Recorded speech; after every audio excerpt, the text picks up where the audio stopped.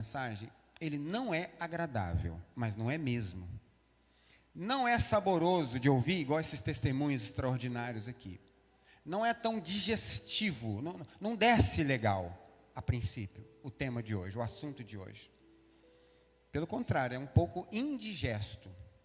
Mas lembra daquela história que a Novalgina líquida, muito amarga, mas teve situações que foi a única coisa que baixou a febre do seu neném, do seu filho, da sua filha? Quem lembra disso? Amargo demais, mas foi a única coisa que resolveu. É mais ou menos o contexto da mensagem de hoje. Vocês me perdoem? Vocês vão continuar me amando assim mesmo? Ô Igor, deixa eu ler de novo, e depois você coloca o título, o tema da mensagem.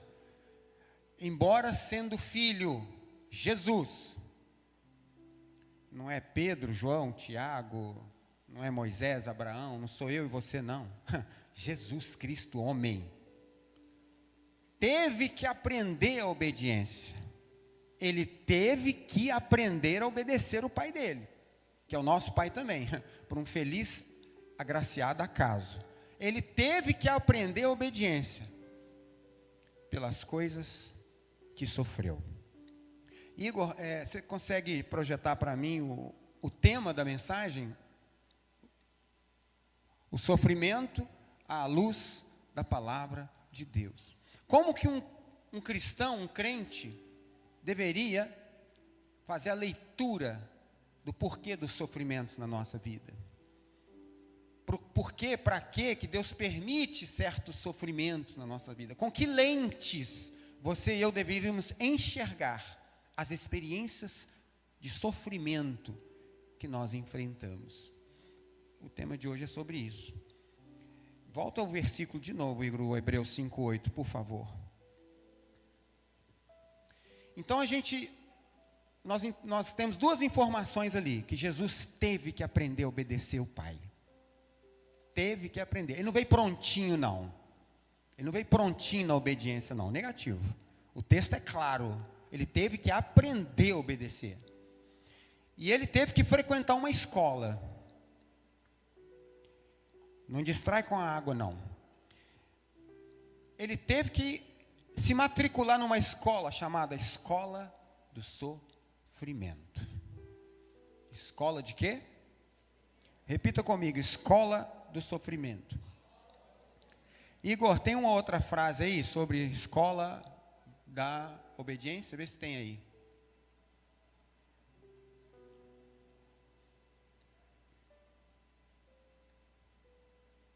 Acho que eu tinha deixado ela aí. Escola da obediência. Foi essa que Jesus estudou. E passou pela matéria do sofrimento. Inevitavelmente. E ai dele se ele fugisse daquela escola. Ai dele se ele fugisse daquela escola. E comigo e com você, queridos, deixa eu te dar uma notícia chata. Não tem como ser muito diferente disso, não. Sabia disso, Rafael? Rafael que está quase liberto, porque está quase largando o Flamengo. Conosco não é muito diferente, não. A escola é muito por aí, para nós aprendermos a obediência. E se fosse para uma pessoa que está visitando a igreja, ainda não se decidiu, não aceitou Jesus, não se converteu de verdade, a permissão de sofrimentos por Deus, aí não é para aprender obediência, que o não crente ele não obedece de jeito nenhum, ele não tem nem o Espírito Santo para ajudar, é para convencer ele que ele tem que obedecer. Então a pessoa que está chegando agora, visitando a igreja, por exemplo, está namorando com o evangelho, mas não pulou dentro, os sofrimentos que Deus permite, não é para que ele obedeça, é para que ele se renda, é para que ele se entregue. É diferente. Rendeu, entregou, é de Jesus mesmo, batizou nas águas, é isso que você quer? Então agora começa a matrícula na escola, na obediência, que passa pelo sofrimento. Vocês estão com uma cara assim de velório para mim, mas eu vou tentar melhorar um pouquinho o sermão. Também não podia ser diferente, né? Só que como em qualquer escola, queridos e queridas, como em qualquer escola, tem momentos que o aluno toma bomba. E ele tem que repetir matéria, e ele tem que repetir o conteúdo, e ele tem que fazer a mesma grade, e ele tem que fazer a mesma carga horária. Infelizmente já aconteceu comigo ou com você na vida. E nessa escola aí, às vezes acontece, a gente é reprovado. E tem que fazer a matéria de novo.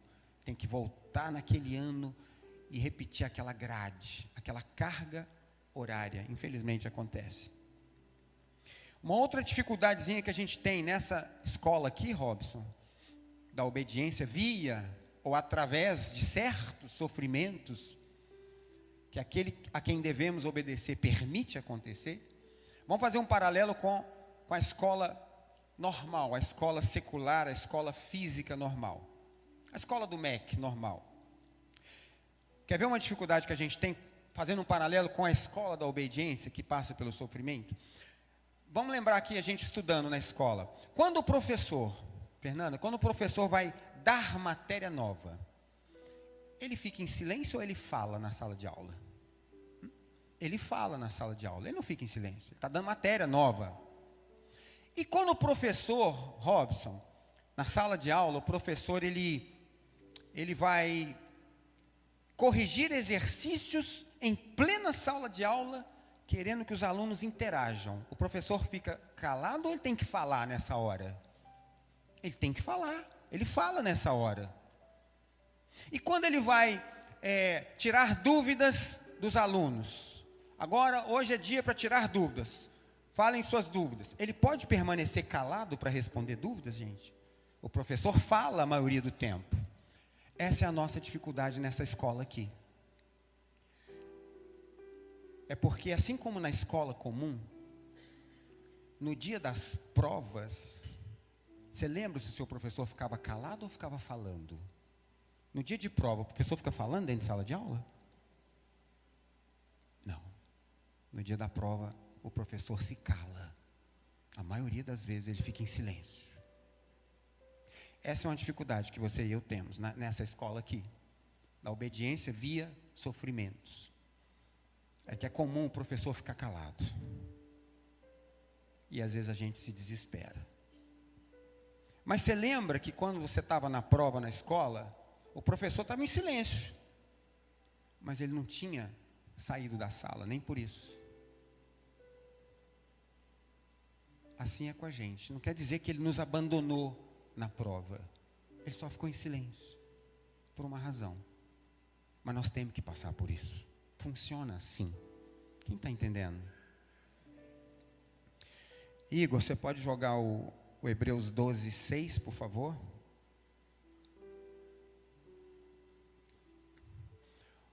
Porque o Senhor corrige a quem ama e açoita. Chicote, chibata. Açoita, castiga a todo filho a quem recebe. Açoites e castigos, gente, vocês são mães, vocês são pais, foram filhos, foram filhas. Açoites e castigos normalmente implica em algum grau de sofrimento. Ainda que seja emocional, ainda que seja psicológico, às vezes é físico mesmo, os vergão que fica na gente, né? A vergonha que passa com as pernas marcadas. Então, faz parte. Faz parte. Algum nível de sofrimento para ele nos ensinar.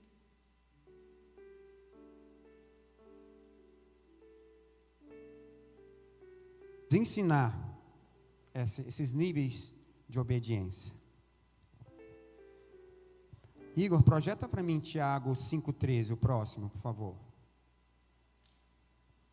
Tiago 5,13. Olha o que diz o apóstolo Tiago, inspirado pelo Espírito Santo, dentro do assunto que nós estamos tratando hoje. Está alguém entre vocês sofrendo? Ele está perguntando. Está alguém entre vocês sofrendo? Faça oração. É como se ele estivesse falando, deixa eu traduzir para você, o jeitinho que o apóstolo Tiago está falando. Está sofrendo, velho? Vai orar, crente. E o Kiko, o que eu tenho com isso? Vai orar, crente. Ora.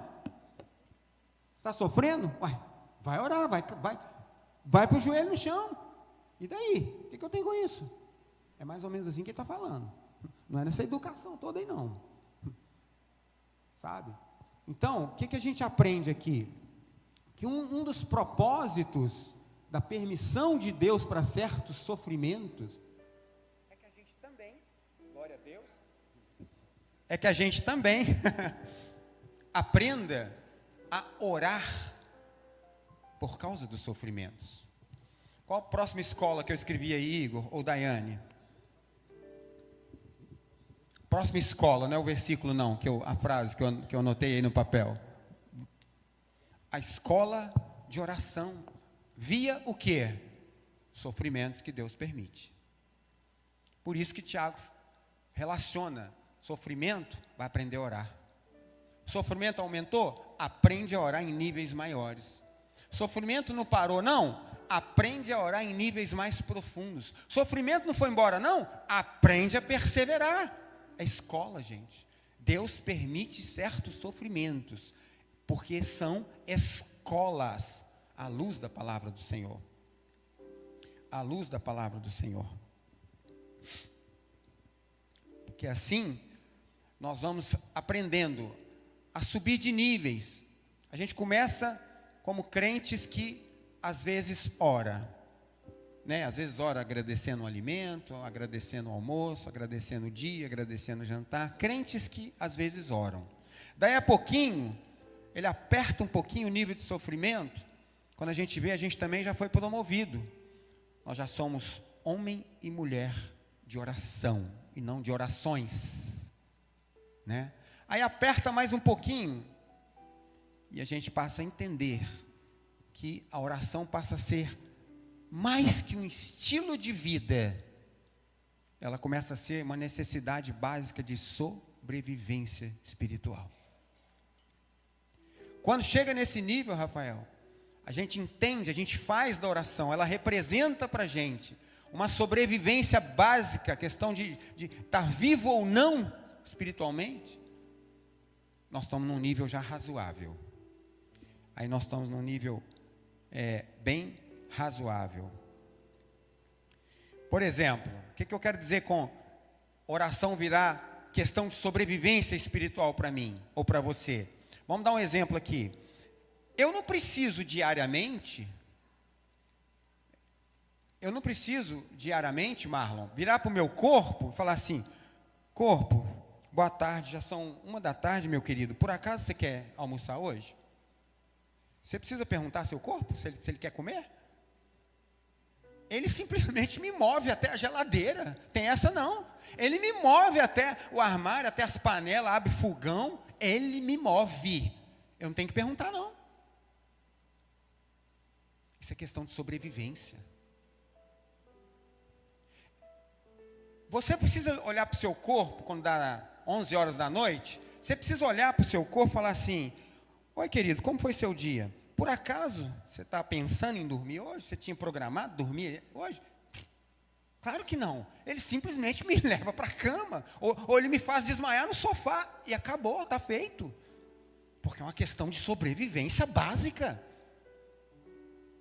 É nesse nível que Deus permite certos sofrimentos para nos levar a aprender o que é oração para nós. O que deve ser oração. Questão de sobrevivência básica. Eu sou movido e quando vejo já estou orando. Acabou. Vocês estão entendendo o nível que Deus permite sofrimento fazer com que a gente entenda a oração e aprenda a oração, gente? Quem está entendendo? Glória a Deus. Glória a Deus. Aleluia. Louvado seja o nome do Senhor. Igor, o terceiro versículo, por gentileza, ou Daiane. É 1 Tessalonicenses agora, né? 1:6-7. Presta atenção, queridos. Com efeito, vos tornastes imitadores nossos e do Senhor, tendo recebido a palavra, posto que em meio de muita tribulação, com alegria no Espírito Santo. Primeira coisa que eu vou te pedir: você pode trocar a palavra tribulação com absoluta segurança pela palavra sofrimento, sem medo de ferir o texto. Aliás, se você quiser, para o resto da sua vida, quando você for ler sua Bíblia, achou a palavra tribulação, se quiser trocar por sofrimento, está valendo, absolutamente correto. Então, com efeito, vocês tornaram imitadores nossos e do Senhor Jesus, tendo recebido a palavra, posto que em meio de muito sofrimento, porém com a alegria do Espírito Santo. Nós temos alguns ensinamentos aqui. O primeiro ensinamento que nós temos, um dos motivos que Deus permite sofrimento ou tribulação, é para aumentar o nosso apetite da palavra dele. Olha ali, recebendo a palavra no meio de sofrimento, buscando a palavra no meio de sofrimento, se abrindo para a palavra no meio de sofrimento, valorizando a palavra no meio de sofrimento. É para abrir o nosso apetite para a palavra dele. É um dos motivos que ele permite sofrimentos na nossa vida. Outro motivo interessante que ele permite é porque no meio do sofrimento eles estavam aprendendo a se parecer melhor com seus discipuladores e o discipulador dos discipuladores, que é Jesus. No meio desse contexto de sofrer, aproximar da Bíblia, sofrer, se alimentar mais da Bíblia, começaram a parecer mais com o autor da Bíblia. Olha aí a cadeia de que o sofrimento vai levando de bênção para mim e para você. Um sofrimento orquestrado pelo soberano Deus e nosso eterno Pai. E outro aprendizado aqui muito interessante, que esse verso nos ensina que não obstante ao sofrimento, olha lá, tribulação, não obstante ao sofrimento, isso Deus faz questão que você e eu aprendamos, é possível conservar uma alegria inexplicável dentro da gente, completamente sobrenatural. O que tem de lógico isso aqui? Não tem nada de lógico. Sofrer, ficar em tribulação, ficar em prova e rindo, com leveza por dentro, parece coisa de doido, mas não é coisa de doido, é coisa de crente, é coisa de cristão. Olha lá, gente, é quando Deus quer que eu aprenda, amados, irmã Maria, Ele quer que eu aprenda que não é porque aconteceu um certo sofrimento que eu tenho desculpa para deixar meu coração azedar. Não é porque eu estou numa fase de sofrimentos consecutivos que eu tenho o direito, como cristão, de deixar a minha alma se amargurar e ficar aquela pessoa mal-humorada, cara fechada, que dá mini coices em qualquer pergunta que se faça para mim, porque eu estou no sofrimento, porque eu estou em fase de sofrimento, porque eu tenho sofrido muito. Não, esse versículo não me dá o direito, mas ele me dá o direito de ter a experiência sobrenatural. Ele me dá a oportunidade de ter uma experiência sobrenatural. Do pau para estar quebrando, tribulação virou mato, sofrimento já está na estante, assim, ó, classificado pela área. Mas tem algo inexplicável dentro de mim acontecendo. Eu continuo serena, eu continuo em paz, eu continuo alegre. E se precisar de consolar alguém, eu consolo. Se precisar de consolar alguém, eu consolo também. Isso que Deus quer que a gente aprenda, permitindo certos sofrimentos. Só que às vezes nessa escola, gente, tem aluno, como eu já fui, que é mais teimoso, é mais rebelde, mata a aula demais, aí tem que começar a fazer pós-graduação, sabe, pastor Sérgio?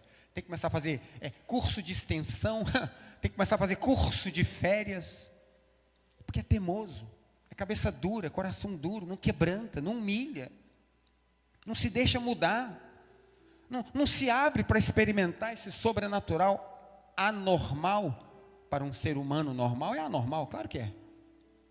E quem disse que cristão é normal, gente? Se vocês não entenderam até hoje que o cristão não é uma criatura normal, me ajuda, Jesus, me ajuda, Espírito Santo. Louvado seja o nome do Senhor. Louvado seja o nome. Você pode dar um aleluia aí? Louvado seja Deus. Igor, qual que é o próximo, meu lindo? Romanos 5:3. Mais um motivozinho. Eu disse que a mensagem não era saborosa, gente. Eu avisei antes. Vocês prometeram que iam continuar me amando. Mais um motivo para o nosso Pai Celeste permitir e orquestrar a manifestação de certos sofrimentos na minha e na sua vida. Romanos 5:3. E não somente isso, mas também nos gloriamos nos próprios sofrimentos. Você já aprendeu que a troca é válida. Sabendo que o sofrimento produz o quê? O sofrimento produz o quê? Então sofrimento produz coisa que presta? Produz coisa importante?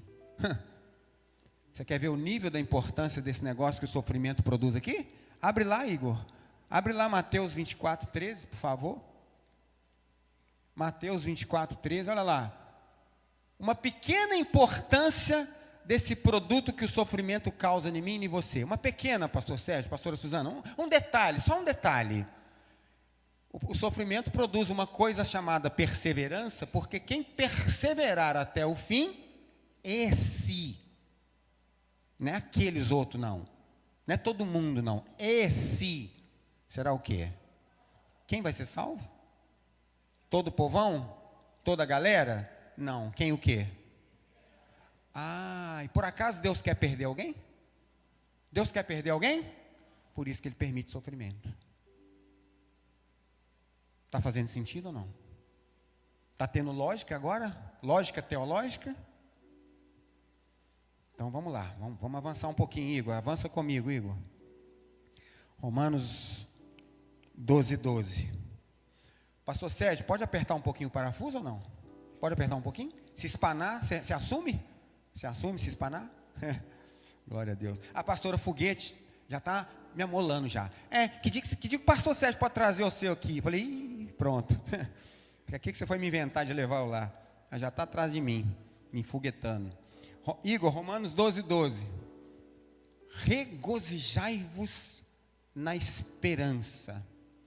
Sede pacientes aonde? No sofrimento. Responde do jeitinho que eu pedi. Sede pacientes aonde? No sofrimento. E na oração, perseverantes. Olha como que os elementos que eu estou pregando desde o início viraram uma equação só agora. Olha isso, Marlon. Os elementos que eu estou pregando desde o início, o Espírito Santo colocou numa equação agora. Juntou tudo no pacote lá. Fez uma salada lá. Né? Mas eu quero destacar uma coisa aqui. Sede pacientes no sofrimento. O sofrimento forja em mim e em você uma virtude, que é um dos gomos de uma mexerica santa, espiritual e bíblica, chamada fruto do Espírito Santo, que é a paciência. Os sofrimentos que nosso Pai permite, forja, desenvolve, forma. Um dos gomos dessa mexerica chamado fruto do Espírito é a paciência. Agora eu preciso repassar um ensinamento para vocês, que é muito forte e muito sério, e vai mexer com alguém aqui. Tem pessoas, pastor Sérgio, que ainda acham que a impaciência, que acham o quê? A impaciência é apenas falta de paciência.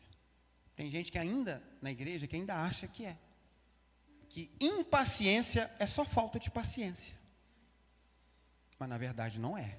A coisa é um pouquinho mais séria, um pouquinho mais grave. O que é falta de paciência? Que quando está em baixa, está em falta, nosso Pai permite mais sofrimento. Igor, abre para mim lá, por favor, o 1 Coríntios 13, 4. 1 Coríntios 13, 4. Obrigado. O amor é paciente. O amor é o quê? Então, queridos, presta atenção para você nunca mais esquecer isso. Olha para cá, por favor. A impaciência de alguém não é apenas falta de paciência, não. Não, senhor e não, senhora. Impaciência na vida é falta de amor. Porque o amor é paciente. Quem está falando isso é Deus, sou eu não. Eu acho engraçado Maria, não sei se, tomara que o Zeninho não veio hoje não, né? Ele tinha que estar aqui, carapuça, encaixar com força. Tem umas irmãs que falam assim, pastor, o meu marido, sabe, ele não é dos piores, ele é até bonzinho às vezes. O único problema dele é que ele não tem paciência nenhuma comigo. Se eu for no supermercado, então, é briga 3 dias. Para encher meio carrinho, ele não aguenta esperar. Mas ele é bonzinho, ele não é dos piores. Ele só não tem paciência comigo. Eu respiro e falo, Espírito Santo, o que eu respondo? Eu não posso causar uma depressão nela, muito menos um divórcio.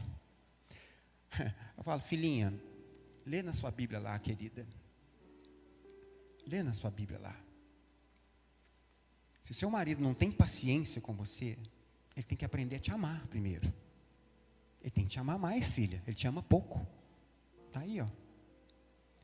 Ah, porque a minha esposa, ela é muito boa. No geral, ela é bem razoável. Ela não tem muitas queixas, não.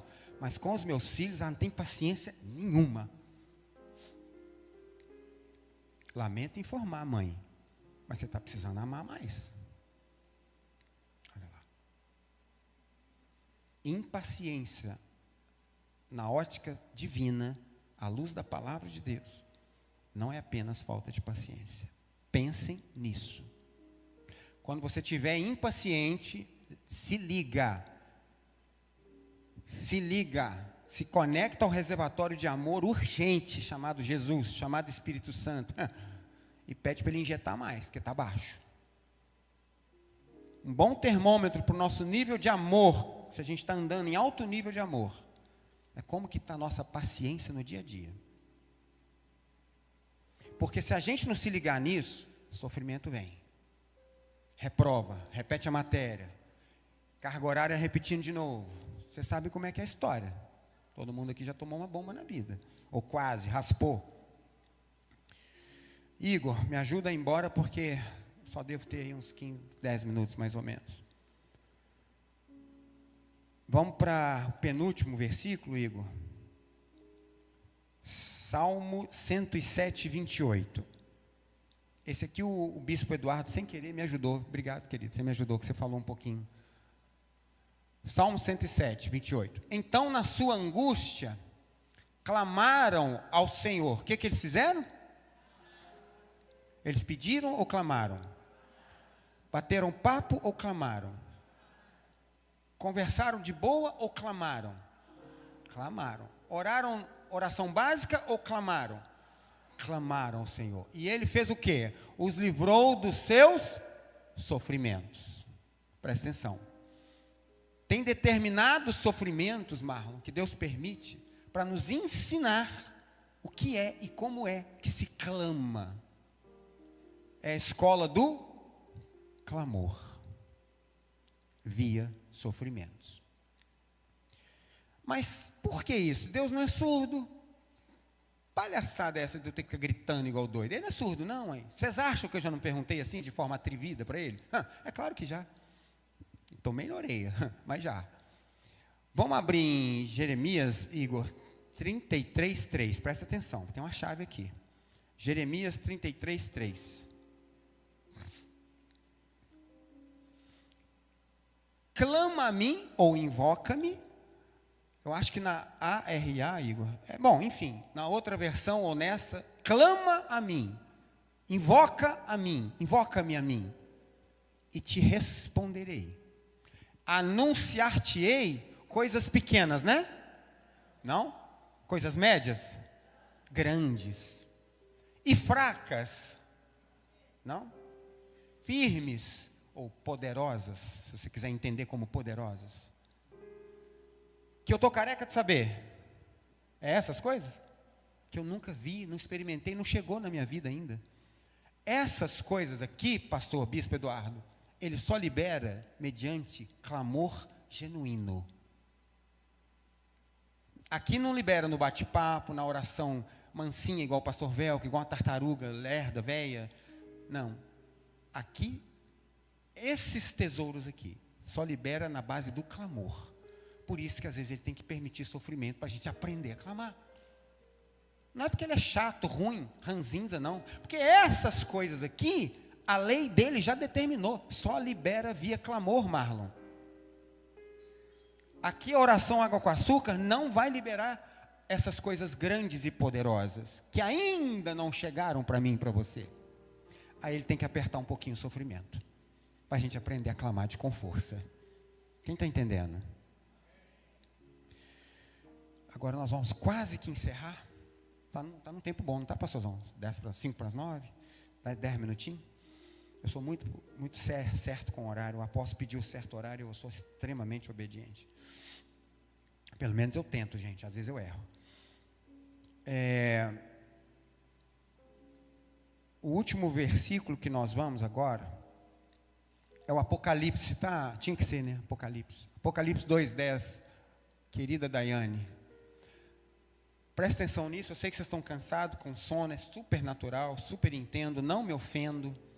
Tem gente já dando uma pescadinha santa, discreta, e está tudo bem, eu continuo te amando assim mesmo, né? Um pregador lerdo desse, quem que não dorme, gente? Misericórdia. Apocalipse 2:10. Não tenha medo. A gente tem mania, Fernanda, de ler algumas passagens na Bíblia com muito romantismo, com muito nhenhenhê. Está escrito não tenha medo mesmo, gente. Não tenha medo das coisas que você tem que sofrer. Agora, o buraco vai ser um pouquinho mais embaixo, pastor Sérgio.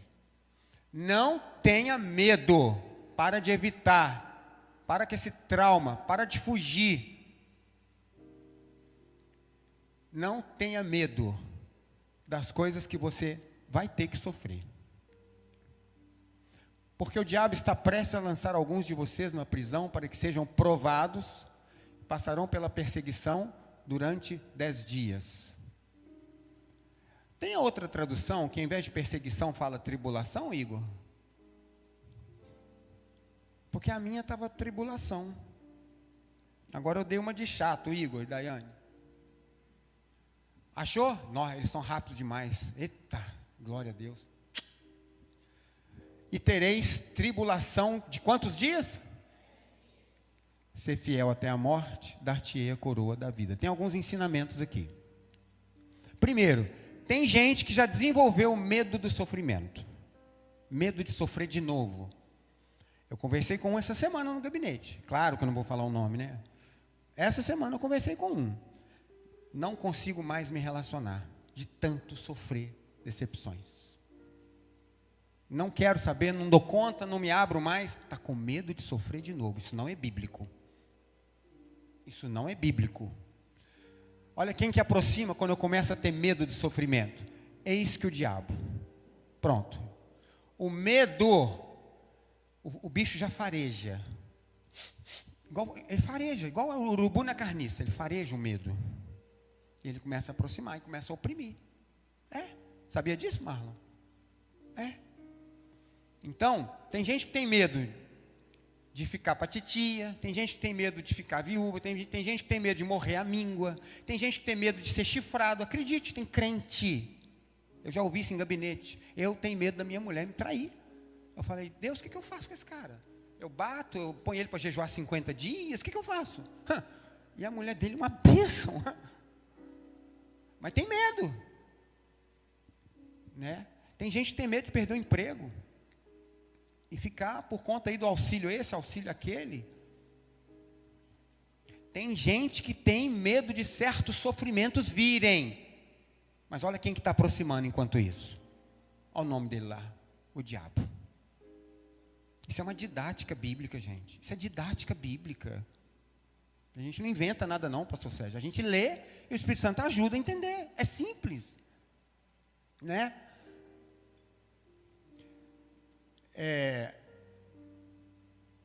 A palavra de Deus diz, não precisa abrir não, Igor. Paulo para Timóteo, Deus não dá espírito de medo para ninguém. Deus não manda espírito de medo para ninguém, mas de poder, de amor e de equilíbrio. O medo abre porta à legalidade para a opressão. E tem mais uma, eu estou encerrando. Agora vocês vão cair para trás. Não, vocês não vão cair porque vocês estão assentados.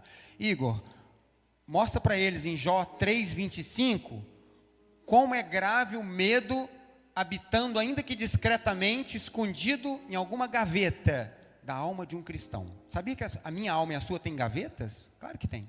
Tem compartimentos. E às vezes tem um medinho escondido ali que ficou crônico, ficou de estimação. Olha a seriedade disso. Jó 3:25. Lê comigo, com seus olhos. Aquilo que temo, aquilo que o quê? Aquilo de que eu tenho medo, é o que me sobrevém. E o que eu receio, me acontece. Quem está falando isso aí é Jó, inspirado pelo autor da Bíblia. Deixa eu te contar um segredo que acho que vocês não sabiam. Alguns talvez não sabiam. Jó era o cara, não era? Quem lembra o tanto que Deus elogiou Jó? Elogiou-te com força. E Deus não estava exagerando, não. Só que Deus não quis entregar um segredinho do vacilão. No fundo, sabe aquela tragédia toda de perder tudo, perder gado, perder casa, perder tudo? Olha lá. No fundo, olha lá, há um medo sutil escondido no coração. Quem que aproximou? Nós vimos no versículo anterior. Quem que aproximou de Jó? O diabo. Isso é muito sério. Isso é muito grave. E é muito sutil, tá? É muito sutil. Agora eu tenho pelo menos uma notícia boa para te dar, né? Pelo menos uma, né? Ô Igor, volta aquele versículo do Apocalipse 2:10, só para dar uma notícia boa para o pessoal, eu vou pedir para eles ficarem em pé. O Apocalipse 2:10. Só para dar uma notícia boa. Tribulação de quanto tempo, gente? O que significa isso? Pergunta. O que significa isso, pastor? Significa que o que nós estamos aprendendo aqui, que o sofrimento ou a tribulação que você e eu passamos, ele tem prazo de validade, dado por Deus. Ele tem data para começar e para acabar. E ele só vai repetir a dose se você e eu não aprendermos a obediência. Mas que tem data para começar e acabar, tem. Está escrito. Você pode ficar de pé um minutinho, Igor, obrigado, apaga tudo, pode ficar em pé um minuto.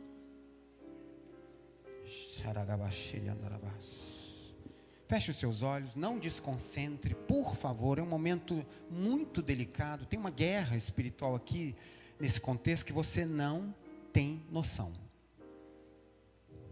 Você não tem noção. Coloque as suas duas mãos no coração. Não se desconcentre, pelo amor do Pai, do Filho e do Espírito Santo.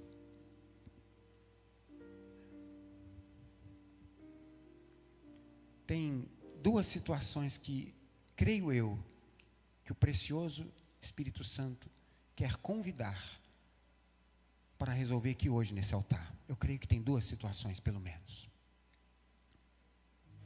A primeira situação é de você, querido, querida, não importa se você tem 25 anos de igreja, ou se você batizou semana passada, ou se você está nos visitando aqui hoje, não faz diferença nesse momento, não.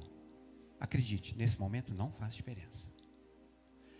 Se você entendeu pela pregação de hoje, ou você já sabia e só confirmou, só clareou, que você tem uma dificuldade com algum tipo de medo, de insegurança crônica que te persegue, algum receio escondido, morando quietinho numa gaveta da sua alma, da sua mente, do seu coração,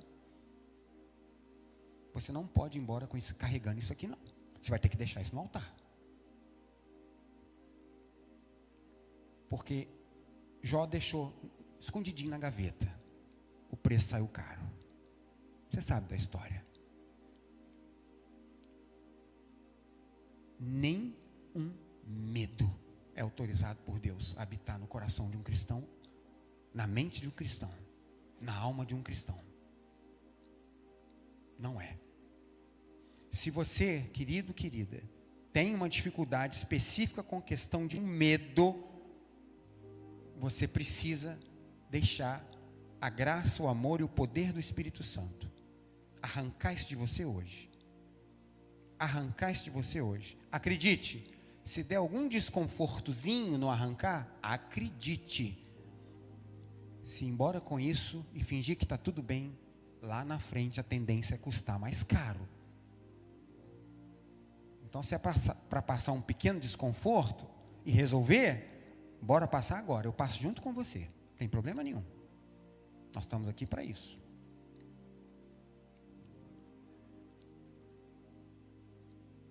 Deixa o Espírito Santo falar mais um pouquinho ao seu coração. Deixa o Espírito Santo te convencer. Eu não preciso te convencer. Ele que precisa te convencer você. Até porque quem arranca o medo é Ele. Quem cura o medo é Ele. Quem apaga o medo é Ele. Quem pinça o medo são os dedos de amor e poder dEle. Não são os meus. Eu só tento facilitar. Ou não atrapalhar. E o outro tipo de pessoa que eu preciso que se resolva aqui no altar, essa noite, é porque o sofrimento, quando ele se prolonga um pouquinho, ele cansa.